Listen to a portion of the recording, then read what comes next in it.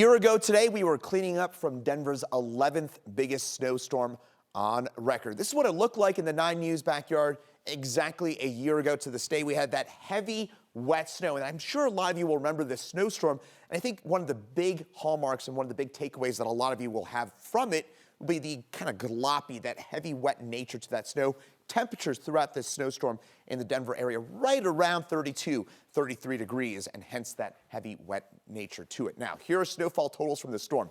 In Denver, officially at the airport, 20 inches of snow. More on that in just a second.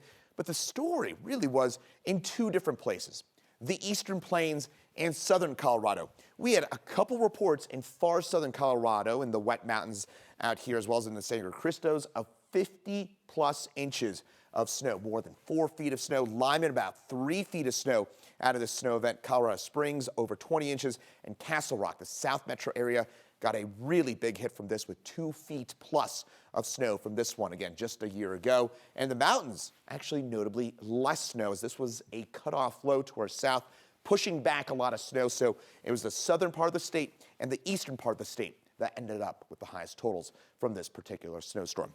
Here in Denver, officially, now, of course, our official climate records are at Denver International Airport, and that is where we saw 20 inches of snow, our 11th largest Denver snowstorm on record, and the largest for us in Denver since the March 2021 Pi Day snowstorm back then in 2021. 20 inches of snow for us, and it's worth noting, downtown Denver, notably less snow, about 10 to 14 inches in the downtown immediate urban corridor, where we did see a bit more melting in the downtown area.